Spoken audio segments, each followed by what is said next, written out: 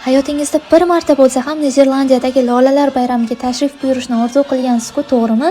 Bu an'ana har yili yanvar oyining 3-shanbasida, qishning qoq o'rtasida Amsterdam markazida bo'lib o'tadi.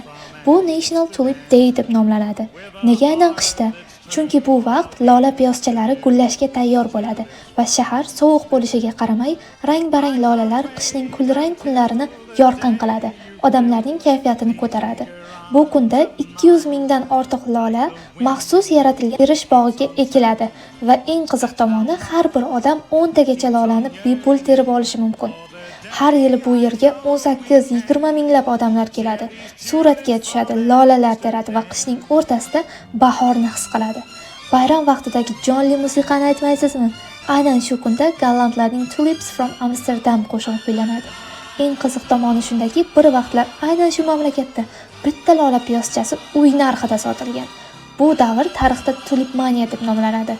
Bugun esa lolalar hammaga ochiq. Har kim 10 tagacha lolani bepul o'zib olishi mumkin. Ushbu videoni Niderlandiyadagi Lolalar bayramiga birga kelishni xohlaydigan do'stingizga yuborib qo'ying.